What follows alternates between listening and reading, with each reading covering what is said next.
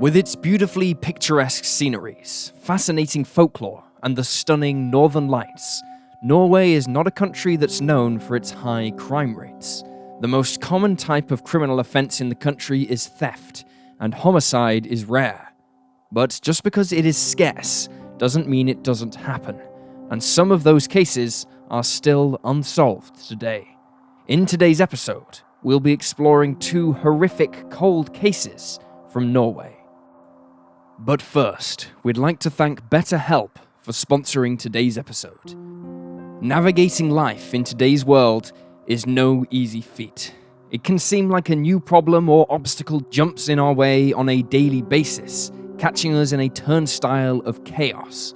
For the Cold Case Detective team, we spend a lot of our time diving deep into murder and mayhem, with the grief shared by victims' families and the darker side of humanity running the risk of negatively impacting our mental health. Life isn't meant to be spent tortured or enduring those feelings, and it can start impacting other areas of your day-to-day experience. But it doesn't have to be that way forever. You are not alone if you feel that there's something preventing you from chasing your dreams or something taking away your joy. And so we're honored to be able to share with you a plan that works to assist, a plan called BetterHelp. BetterHelp is a 100% secure digital therapy source that empathizes with your current problems and pairs you with your very own licensed therapist. From the day you sign up, you are guaranteed to start talking with a professional therapist in just 48 hours. Even if you need someone with a specialty, BetterHelp features over 20,000 therapists, all with their own valuable expertise. They can help clients no matter where they live, an added bonus for those who live in places where accessible therapy simply doesn't exist. Their website is very easy to navigate and allows you to direct message your therapist while also providing weekly phone or video sessions, all from the comfort of your home. And if the first therapist you match with doesn't work out, rest assured BetterHelp will find you another, no questions asked. BetterHelp also provides financial aid to those who may not be able to pay full price, a prime example of how they offer more affordable options than typical offline therapy. As a special promotion for Cold Case Detective viewers, you can get 10% off your first month when you sign up at betterhelp.com/Cold Case Detective. BetterHelp aims to help you leave your worries behind. To make that leap, visit betterhelp.com/Cold Case Detective. That's HELP, and join over 1 million people regaining their joy and improving their mental health with the help of licensed therapy. And now let's dive in with today's mysteries.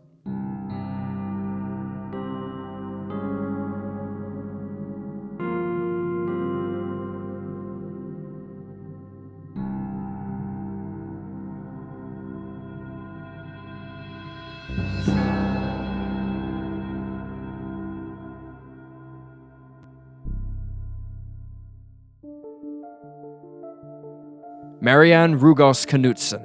Marianne Knutsen was born sometime in 1974, and her teachers described her as a happy and nice child.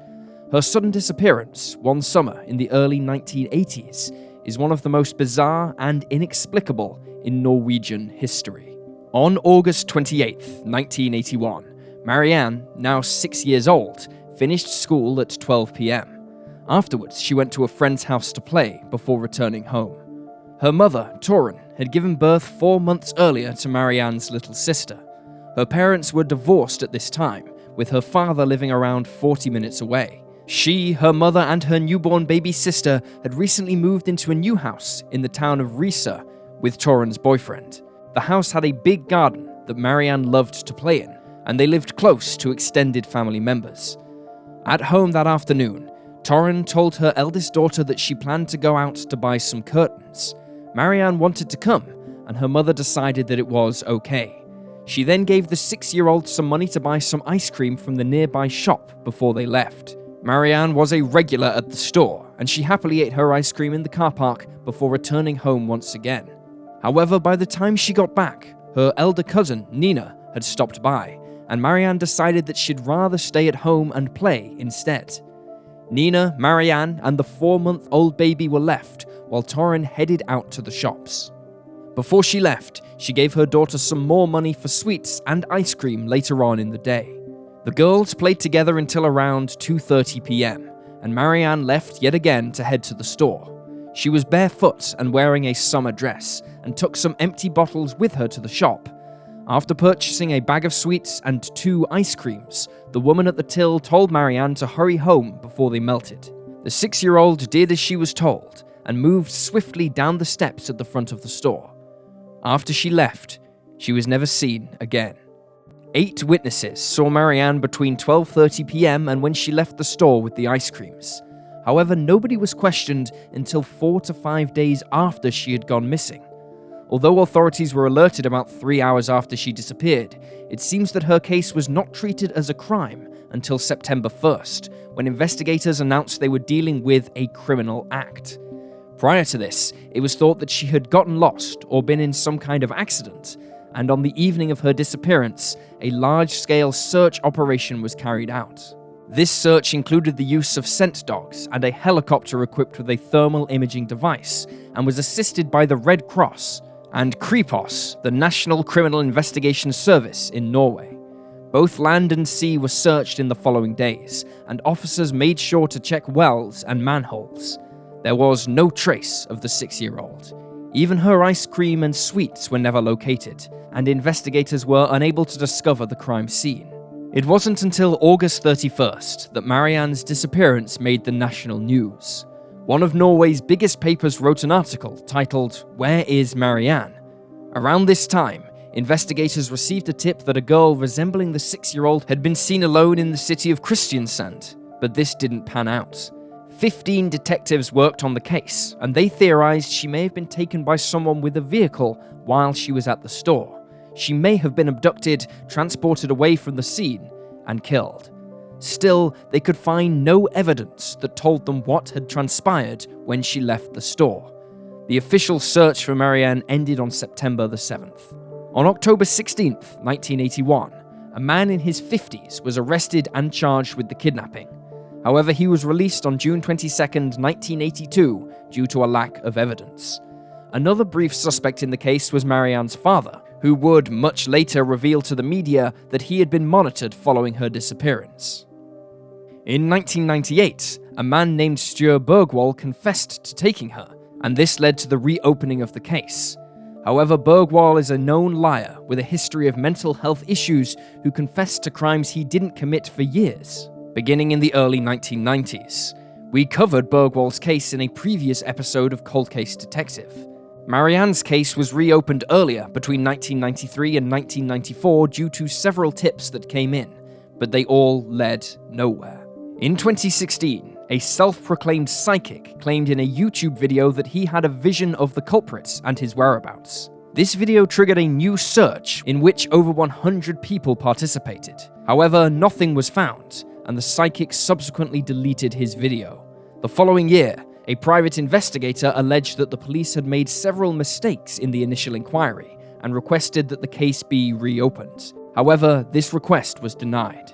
Due to the laws in place in Norway and the passage of time, if Marianne's abductor is discovered, they cannot be charged and will never face punishment. Her baffling disappearance haunted her parents forever. Children stopped being allowed out without supervision, and the small community of Riise began to fracture as parents didn't trust anybody, even the people they knew.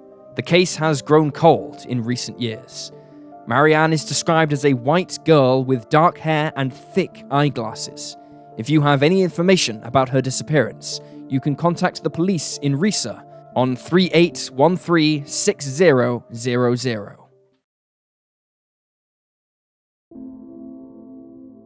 Laura Birkeland. In 1991, 94-year-old Laura Birkeland was residing in the neighborhood of Solbakken with her 26-year-old grandnephew Kjetil Birkeland.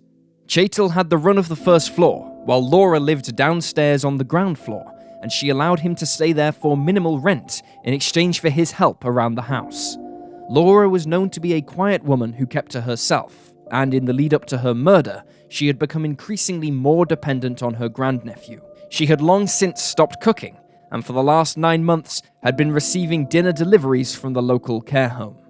At around 12:35 on the afternoon of December 28, 1991, Chetel went downstairs to open the front door and let his cat in the house, as it was bitterly cold and windy outside. According to the 26-year-old, this is what happened next. Quote, "When I turn around in the hallway, I notice that the door leading to the basement is open and the door into my aunt's kitchen is open. The cat runs into my aunt's apartment because that is where he gets his food. I walk into the living room where she stores her valuables. I look to the right and see her corner cabinet. I see that it's open and there is paper lying all over the floor. I yell, 'Aunt, Aunt,' and run into her bedroom. There she was, dead." After finding Laura's body, Chetel fled the scene, running to a neighbor's home to call the police. When local investigators arrived, they immediately noticed that the home had been ransacked and the elderly woman's valuables were gone. Initially, they could see no signs of violence on Laura's body. She was found on her bed with her hands tied behind her back, and her autopsy showed that she had died from strangulation. The police reported there were no signs of forced entry, which they found odd. This would suggest that Laura let her killer in. It was somebody she knew and trusted. Following an examination of the crime scene, law enforcement began going door to door, speaking with around 30 of Laura's neighbors. Few of them had seen anything. One witness reported they'd seen the 94-year-old at her window at around 11 p.m., suggesting that she was murdered sometime after this point. Another reported an odd thing she'd seen while looking out of her window that morning, a stranger sitting on Laura's doorstep and petting her grandnephew's cat. This was at around 10:25 a.m., about 2 hours before the body was discovered. This stranger is described as being a man between the ages of 20 and 25 and standing between 5'5" and 5'9". He had dark, scruffy hair that covered his ears and went down his neck, and wore a dark battle jacket, a sleeveless type of jacket, possibly denim, that is most associated with punk, heavy metal, and biker subcultures. The man also wore dark or possibly blue jeans. After he petted the cat, he went east along the street.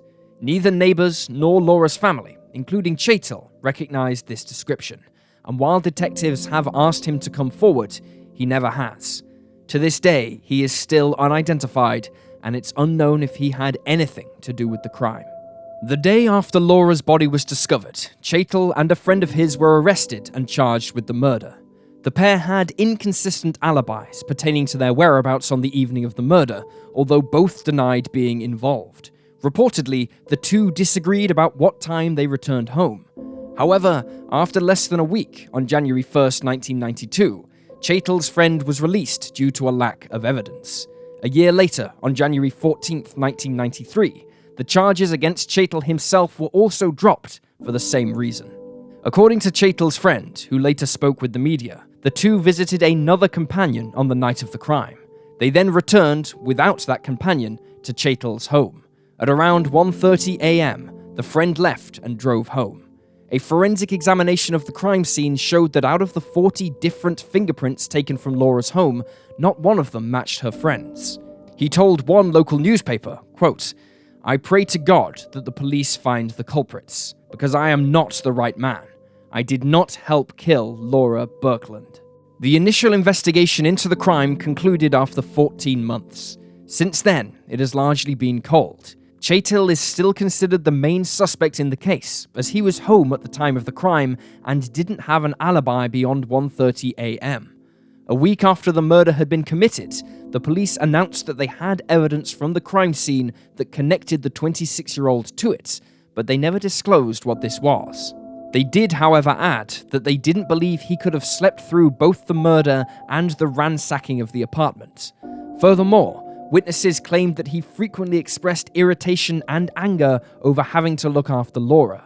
Chetel, for his part, agreed with his friend's version of events, and noted that he had locked the door after his friend entered the house and after he left. Incredibly, about 1 month after his arrest, Chetel confessed to the authorities that he had planned to kill Laura, but that someone had beaten him to it. He said that he had become tired of caring for her, and admitted that he'd stolen money from her on several occasions to fund his marijuana habit. He did, however, repeatedly insist that he had not been involved in her death. Laura's family do not believe Chetel was involved, and think an outsider is responsible for the crime.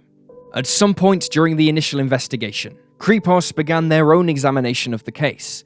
They found several pieces of information that differed from that which had been discovered by the local authorities. The police claimed there was no sign of forced entry, but Kripos discovered evidence of a break-in. There were marks on a window in the basement, and footprints that reportedly led from the basement upstairs. They were found on a kitchen stool and in Laura's living room and bedroom. Furthermore, the rope used to tie her up came from a hook in the basement. This led Kripos to theorize that the break-in might have been staged.